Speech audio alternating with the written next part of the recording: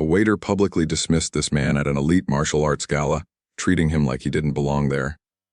The man stood there quietly, not defending himself, not raising his voice. He simply waited, but what the waiter didn't know was that someone was watching from across the room. Someone who recognized exactly who this man was. Someone who had seen disrespect like this before, and wasn't going to let it slide. Seagal. And what happened next? It changed everything in that room. This wasn't just any event. This was a gathering of legends, world champions, Hollywood martial artists, the elite of the elite, the kind of place where your reputation walks through the door before you do. But this man, he arrived looking ordinary. No designer suit, no entourage, no flashy entrance, just a simple, humble presence. And that's exactly why he was dismissed. The waiter looked at him like he was nobody, spoke to him with barely hidden contempt, made assumptions based purely on appearance, and did it all publicly, in front of dozens of witnesses, most people would have argued. Pulled out credentials, demanded respect, but not this man. He remained silent, calm, controlled. His eyes said everything his mouth didn't, because this wasn't just any man standing there being insulted. This was Michael Jai White, a living legend, a martial artist with black belts in 8 different disciplines, a world champion fighter, an actor who had earned his place among the greatest. But he didn't need to say any of that, because across the room, Seagal was already moving, walking toward the situation with that signature calm authority. And when Seagal steps in, you know something powerful is about to happen. The waiter had no idea what was coming. The crowd had no idea what they were about to witness. But Michael, he knew, and he waited. What unfolded in the next few minutes became the talk of the martial arts community for years. A moment of pure respect meeting pure arrogance. A lesson in dignity. A reminder that real power doesn't need to announce itself. This is the story of when Michael Jai White met Seagal, in a way no one saw coming. Have you ever been underestimated because of how you looked? What would Liu have done in Michael's position? Do you think silence is more powerful than words in situations like this? Hasham, Part 2. Luxury and Status Setup. Word count. 450 words.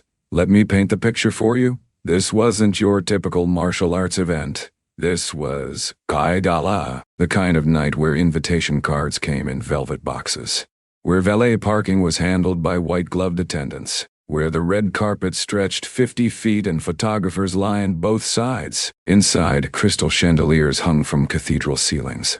Tables were draped in silk. Champagne flowed freely from bars positioned in every corner. The air itself seemed expensive. Perfume, cologne, leather seats, and power. Everyone who was anyone in the martial arts world was there. You had Hollywood action stars mingling with Olympic medalists, legendary senseis conversing with championship fighters, producers, directors, sponsors, all dressed in their finest, all aware they were part of something exclusive. And here's the thing about exclusive events. They create invisible walls. When you walk into a place like that, people size you up immediately. They notice your watch, your shoes, the cut of your suit, whether you came alone or with someone important. These aren't just observations, they're big judgments. In spaces like this, appearance equals permission. If you look the part, doors open. If you don't, you're questioned, doubted, sometimes even stopped at the entrance. The entire atmosphere was built on status, on reputation preceding you, on edge being recognized. Security wasn't just tight, it was theatrical. Clipboard-wielding coordinators stood at every checkpoint, names carefully highlighted, photos cross-referenced. This wasn't about safety. It was about exclusivity, about making people feel special for being allowed in, and making others feel small for not measuring up. The guests understood this game perfectly. They arrived in luxury vehicles. They made entrances. They greeted each other with calculated warmth. Friendly enough to maintain connections, distant enough to preserve hierarchy. And in corners throughout the venue, you could see it. Clusters of people evaluating newcomers. Whispered assessments. Raised eyebrows. The subtle social warfare that happens when ego and achievement occupy the same space. But here's what most people don't realize about environments like this. They bring out the worst in insecure people. When someone works at an exclusive venue, surrounded daily by wealth and fame they don't personally possess, something can happen psychologically. They start borrowing that status. Acting like gatekeepers gives them a taste of power they crave. They start believing that controlling access makes them important. And that night, one security coordinator was about to learn a brutal lesson about borrowed power. Because in about 20 minutes, a man would walk through those doors who looked absolutely nothing like what they expected. And the person who would witness how he was treated, Steven Seagal himself. The stage was set. The players were in position, and the collision of pride and humility was about to begin. Hush, Part 3. Michael Jai White arrives. The misunderstanding word count. 700 word sking. The main entrance doors opened, and Michael Jai White walked in. No announcement. No entourage trailing behind him. He wore comfortable slacks and a simple button-down shirt, clean, presentable, but decidedly casual compared to the sea of designer tuxedos and evening gowns surrounding him. His demeanor was relaxed, humble even. He looked like someone who had simply come to enjoy the evening, not to impress anyone. And that's exactly where the problem began. The security coordinator stationed at the VIP checkpoint noticed him immediately. His eyes traveled from Michael's shoes to his shirt, lingering just long enough to form a judgment. You could see it in his expression, the subtle tightening around his mouth, the slight raise of his eyebrow. This man didn't look like he belonged here. "Excuse me, sir," the coordinator called out, his voice carrying that particular tone, polite on the surface, condescending underneath.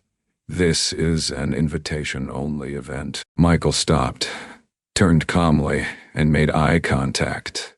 No irritation, no defensiveness, just quiet acknowledgement. "I understand," Michael replied simply. The coordinator stepped forward, clipboard in hand, already positioned like a barrier between Michael and the entrance to the main hall. "May I have your name, please?" The question came out more like a challenge than a request. Michael J. White. The coordinator's pen hovered over his list. He scanned the name slowly, deliberately slowly, as if hoping the delay itself would send a message. Other guests had begun to notice. A few slowed their conversations. Some glanced over with curiosity. The coordinator muttered, loud enough for people nearby to hear. "Are you absolutely certain you're on the list? This event is specifically for martial arts professionals and industry VIPs." There it was. The implication clear. "You don't look like you belong with these people." Michael didn't flinch. "I'm on the list." Another guest walked past, a producer in an expensive suit, and the coordinator immediately shifted his attention, greeting him warmly by name, waving him through without even checking. The contrast was deliberate, pointed. When the coordinator turned back to Michael, his expression had hardened slightly. "Sir, I'm just doing my job here. We have very strict protocols. If you could just wait over there," he gestured vaguely to the side, "while I verify with my supervisor." The words hung in the air like an accusation. By now, several people had stopped entirely, watching the exchange unfold. Some recognized what was happening and looked uncomfortable. Others seemed entertained by the drama. A few pulled out their phones, sensing something noteworthy was developing. "I can wait," Michael said calmly, stepping aside exactly where indicated. No argument, no demanding to speak to a manager, no pulling rank or credentials. He simply complied with dignity, with patience that seemed almost supernatural given the circumstances. The coordinator, emboldened by this apparent submission, turned to a colleague and spoke just loud enough to be overheard. Another one who probably saw the event online and thought he could just walk in. "You'd think people would know better." A woman in an evening gown nearby gasped softly. She had recognized Michael. Her companion tugged her arm, whispering urgently, but she looked horrified, unable to look away from the unfolding scene. The coordinator returned his attention to his clipboard, making a show of running his finger down the list multiple times. "I'm sorry, sir, but I'm not seeing your name here. Are you perhaps thinking of a different event? There's a public seminar happening downtown tomorrow." The condescension had fully dropped its polite mask now. Michael stood there, hands relaxed at his sides, expression unchanged. He didn't interrupt, didn't correct, didn't defend himself. He simply existed in that moment with a centered calm that seemed to intensify the tension rather than diffuse it. And from across the grand hall, past the clusters of conversing guests, beyond the champagne tables and networking circles, someone else was watching. Steven Seagal had been in mid-conversation when he noticed the commotion. His eyes narrowed slightly as he recognized the man being questioned. His jaw tightened, and he began walking toward the entrance. Michael Jai White stood there, and something remarkable was happening. He wasn't arguing. He wasn't pulling out his phone to show credentials. He wasn't name-dropping or demanding respect. He wasn't even showing signs of frustration. He was simply present. His posture remained upright but relaxed, his breathing steady, his eyes clear and focused, not with anger, but with awareness. This was a man who had spent decades mastering not just physical combat, but mental discipline. A man who understood that true strength isn't demonstrated through reaction, it's demonstrated through control. The coordinator was still talking, his voice growing more animated as he explained the strict policies and security protocols that apparently didn't apply to the well-dressed guests streaming past them without question. But Michael wasn't listening to defend himself. He was listening with the kind of deep presence that martial artists cultivate, observing without attachment, aware without ego. Other guests continued to gather at the periphery. Some were filming now, phones raised discreetly. Others whispered behind cupped hands, their expressions ranging from secondhand embarrassment to outright disbelief. "That's Michael Jai White." Someone hissed to their companion. "The coordinator has no idea. This is going to be bad." But Michael gave them no reaction to fuel the drama. No knowing glances, no signals for help. He remained an island of calm in rising social chaos. And that calm, it was more powerful than any outburst could have been. Because people who truly possess power don't need to announce it. They don't need to prove themselves to those who can't recognize what stands before them. Michael had faced trained fighters in rings around the world. He had earned black belts through years of discipline and pain.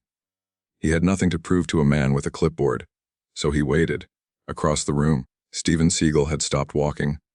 He stood perhaps 30 feet away, partially obscured by a marble column, watching the scene unfold with an expression that few people ever got to see. Steven had built his entire career on understanding power dynamics. He recognized immediately what was happening, not just the surface-level disrespect, but the deeper test of character occurring in real time. He saw how Michael stood, how he breathed, how he maintained absolute composure while being publicly humiliated, and Steven recognized something profound. This wasn't weakness. This was mastery, because anyone can react with anger, anyone can escalate, anyone can pull rank or make demands. That takes no skill, no discipline, no real strength. But to stand in the fire and remain unchanged, that requires something most people never develop. Steven's eyes narrowed as he observed the coordinator's body language, the puffed chest, the performative authority, the borrowed power of his position being wielded, like a weapon against someone who possessed actual, earned power. He had seen this pattern countless times. Insecure people given small amounts of authority often wield it most aggressively against those who threaten them with genuine competence. And Michael was threatening him simply by existing with quiet dignity. Steven made a decision. He began walking again, his path deliberate, his expression shifting into something familiar to anyone who had ever seen him on screen. That particular combination of calm and danger that made people instinctively step aside. Back at the entrance, the coordinator had now called over a colleague, making a show of confirming whether Michael's name was on the list, though it clearly was. He was stalling, performing, exercising the only power he had. Michael simply observed. His eyes tracked the coordinator's movements with the same analytical precision he would apply to an opponent in the ring, not with hostility, but with complete awareness. He noticed everything.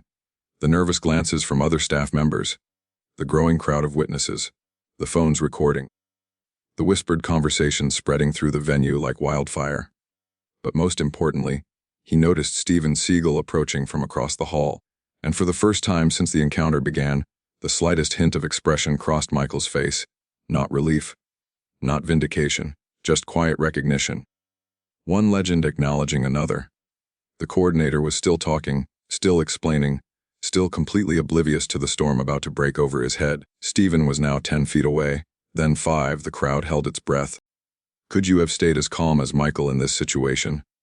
Have you ever witnessed someone use borrowed authority, like this coordinator? What do you think Stephen is about? Pasha Part 5. Witnesses in shifting atmosphere. Word count. 750 wordsing. The energy in the room had completely changed. What started as a private embarrassment had transformed into a public spectacle. Conversations throughout the entrance hall had stopped mid-sentence. Glasses of champagne were held frozen in mid-air. Every eye was now locked on the scene unfolding at the VIP checkpoint, and the whispers, they were everywhere. Is that really Michael Jai White? Oh my God, that security guy has no clue. Someone needs to stop this before it gets worse. Where's the event coordinator? Someone get management. A legendary kickboxing champion standing near the bar slowly shook his head, wincing as he watched. He knew Michael personally, had trained with him years ago. The second-hand embarrassment was almost physical. This is painful to watch, he muttered to the person beside him. Another martial artist, a woman who had competed internationally, pulled out her phone and started recording. Not for entertainment, for documentation. She had a feeling this moment would be talked about for years. I can't believe this is happening, she whispered. Michael's one of the most humble people in the industry, and this guy is treating him like... She didn't finish the sentence. She didn't need to. Near the entrance, a young staff member, clearly junior to the coordinator, was frantically trying to get his attention. She had recognized Michael the moment he walked in. She knew exactly who he was, and she was watching her colleague dig himself into a hole so deep there would be no climbing out. "Sir," she whispered urgently, tugging at his sleeve. "Sir, I really think you should." "Not now," the coordinator snapped, brushing her off. "I'm handling this." She stepped back, her face pale, eyes wide with the horrified realization that he was beyond saving. She glanced at Michael with an apologetic expression, but he gave her a slight nod, a wordless reassurance that she bore no responsibility for this. The coordinator, completely absorbed in his performance of authority, turned back to Michael with renewed confidence. "Sir, I'm going to have to ask you to step outside while we sort this out. We can't have unauthorized individuals in the main hall during..." "Excuse me." The voice came from directly behind the coordinator, deep, calm, unmistakable. Steven Seagal's voice. The coordinator froze mid-sentence. His entire body went rigid. The clipboard in his hands trembled slightly as he slowly, very slowly, turned around. And there stood Steven Seagal, not 3 feet away, looking directly at him with an expression that was perfectly controlled, but somehow more intimidating than any display of anger could have been. The coordinator's face underwent a remarkable transformation. The color drained from his cheeks, his eyes widened, his mouth opened slightly but no words came out. Around them, the crowd pressed closer. Phones were now openly raised.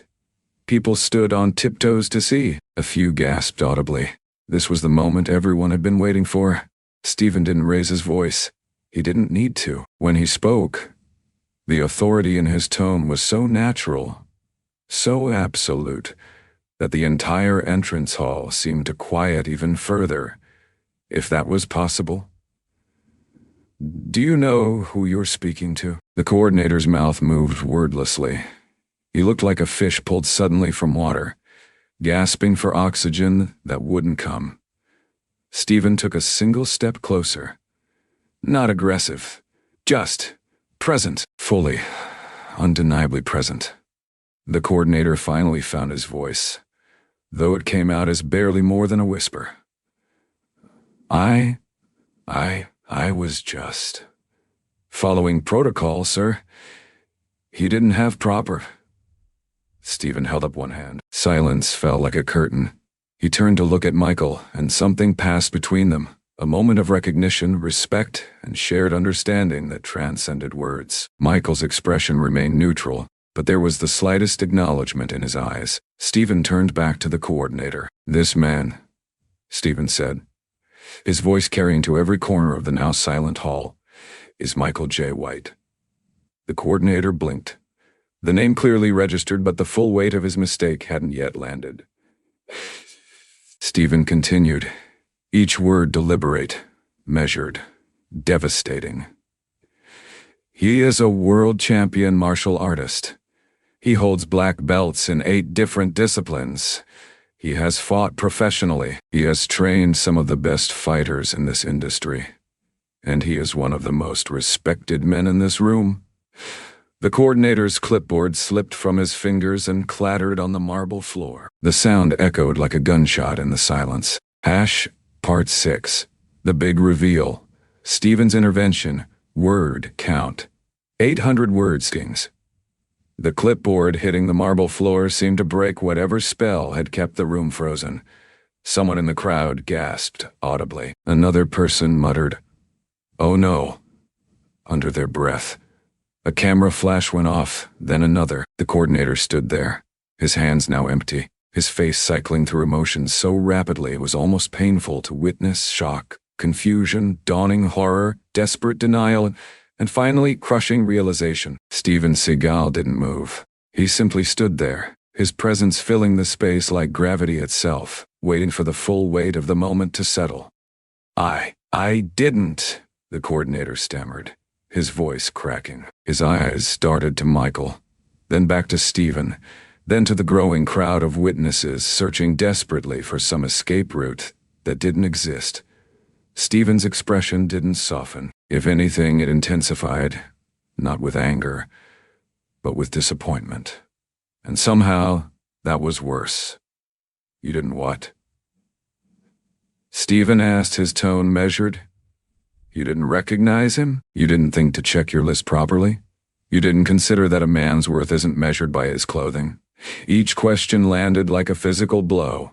The coordinator's shoulders sagged with each one. The young staff member who had tried to warn him earlier covered her mouth with her hand, tears forming in her eyes, not for him, but from the sheer intensity of witnessing someone's professional destruction in real time. Michael finally spoke, his voice quiet but clear enough for everyone to hear. "It's all right." 2 words. Simple, gracious, completely unexpected. The coordinator's head snapped toward him, eyes wide with disbelief. Stephen turned slightly, eyebrow raised, interested to see where Michael would take this. "I understand," Michael continued, taking a small step forward. "You were doing your job. You saw someone who didn't fit your expectations, and you acted on that." The coordinator looked like he might collapse from relief, until Michael continued. "But here's what you didn't understand. Respect isn't something you give based on appearances. It's something you give because every person deserves it until they prove otherwise." The words were delivered without malice, without triumph, just truth, plain and devastating. Stephen nodded slowly, then turned his attention back to the coordinator. But his approach shifted. He wasn't here to destroy this man. He was here to teach him. "I've been where you are," Stephen said, and the confession surprised everyone, including the coordinator. "Not exactly your position, but I've made judgments. I've looked at someone and decided I knew who they were based on surface details, and I've been wrong." He paused, letting that sink in. The difference is whether you learn from it or let your ego protect you from the lesson. The coordinator's throat bobbed as he swallowed hard. His hands were shaking now, trembling at his sides. "I'm sorry," he finally managed, his voice barely audible. "Mr. White, I'm so sorry. I was wrong, completely wrong." Michael nodded once, accepting the apology with the same grace he had shown throughout the entire encounter. But Stephen wasn't quite finished. He turned to address the crowd that had gathered. Dozens of people, phones still recording, every word being captured for posterity. "Let this be a reminder to all of us," Stephen said, his voice carrying with that distinctive authority that had made him famous. "In this industry, in this life, we meet people every day. Some arrive in limousines, some arrive on foot, some wear $1,000 suits, some wear clothes from a department store." He gestured toward Michael. This man could have pulled out his credentials the moment he was questioned. He could have made a scene. He could have humiliated this young man in front of everyone. But he didn't. Stephen's eyes scanned the crowd, making contact with individuals, ensuring the message landed, because true strength doesn't need to prove itself. True mastery is shown in how you handle being underestimated, not in how you react to being celebrated. The silence was profound. People weren't just listening, they were absorbing. This wasn't entertainment anymore. This was education. Stephen placed a hand on the coordinator's shoulder. The young man flinched slightly, then steadied himself. "You have a choice now," Stephen said quietly, for the coordinator's ears primarily, though the front row could still hear. "You can let embarrassment turn into resentment, or you can let this moment transform how you see people. One path makes you smaller, the other makes you wider." The coordinator's eyes were red now, but he nodded, the gesture firm despite his obvious distress. "I understand, sir. I'll do better." Stephen studied him for a long moment, then nodded and stepped back. He turned to Michael, extending his hand. "It's good to see you, Michael." Michael clasped his hand firmly, a slight smile finally breaking through his calm exterior. "Always a pleasure, Stephen." And just like that, the tension shattered. The two legends walked together toward the main hall, continuing a conversation, as if the last 20 minutes hadn't happened. As Stephen and Michael walked away together, something remarkable happened in that entrance hall. The crowd didn't immediately disperse. People stayed. They lingered in small groups, processing what they had just witnessed. Some were visibly emotional. Others stood in thoughtful silence. A few approached the coordinator, not to mock him, but to offer quiet words of encouragement. Because what they had witnessed wasn't just a public embarrassment followed by a reveal. It was something deeper. Something that touched on truths most people spend their lives avoiding. Let me explain what really happened here. Michael Jai White had been given a test he never asked for. He could have reacted a dozen different ways. He could have been offended, angry, defensive.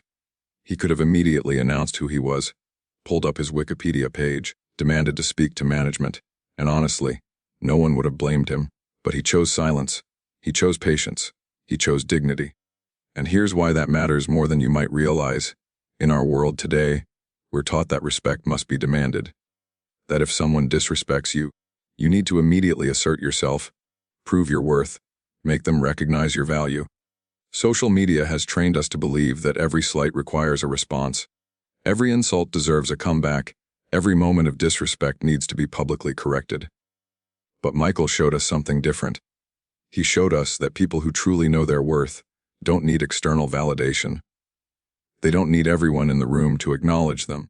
Their identity isn't dependent on recognition from those who lack the vision to see what stands before them. That's not weakness. That's mastery. Steven Seagal understood this immediately. That's why he intervened, not because Michael needed rescuing, but because the coordinator needed teaching. Steven saw an opportunity to transform a moment of ignorance into a lesson that would ripple far beyond that one evening. And think about Steven's approach for a moment. He could have humiliated the coordinator. He could have demanded he be fired. He could have made an example of him in the harshest possible way. The crowd would have cheered. The coordinator deserved it, right? But Steven chose a different path. He chose education over destruction. He chose to plant a seed of wisdom rather than simply punish ignorance. Because here's the truth that most people miss. Hurt people hurt people. The coordinator wasn't acting from a place of genuine malice. He was acting from insecurity, from a need to feel important by controlling access to importance, from a lifetime of measuring worth by superficial markers because no one had taught him to look deeper. Steven and Michael both recognized this, and rather than crush him, they elevated him by showing him a better way to exist in the world. Now the coordinator will carry that lesson forever. Every time he encounters someone, he'll remember the night he judged a legend and was shown mercy instead of vengeance. He'll think twice before making assumptions. He'll look beyond the surface. And that's how real change happens, not through punishment, but through transformation. Let's talk about what this means for us. How many times have we judged someone based on their appearance, their accent, their job title, the car they drive or don't drive, the neighborhood they live in, the clothes they wear? We all do it. It's human nature to categorize and assess quickly. But wisdom is knowing that our first impression is often incomplete, sometimes wrong, and always limited by our own narrow perspective. Michael and Stephen showed us that the most powerful people in any room are often the quietest, the ones who don't need to announce themselves, the ones who are secure enough in their identity that they can be underestimated without needing to correct every misperception. And they showed us that when you do have power, real power, earned power, how you use it defines who you are. You can use it to dominate, to humiliate, to prove your superiority, or you can use it to teach, to elevate, to transform. The encounter that night became legendary not because of the drama, but because of how it was resolved. People remembered it not for the insult but for the grace, not for the mistake but for the lesson. Years later, people who were there still talk about it, not as entertainment, but as a moment that changed how they see others and themselves. Because ultimately, this story isn't about Michael Jai White or Steven Seagal. It's about all of us. It's about choosing dignity over defensiveness, wisdom over ego, growth over revenge. It's about understanding that how we treat others, especially those who can do nothing for us, reveals everything about who we really are.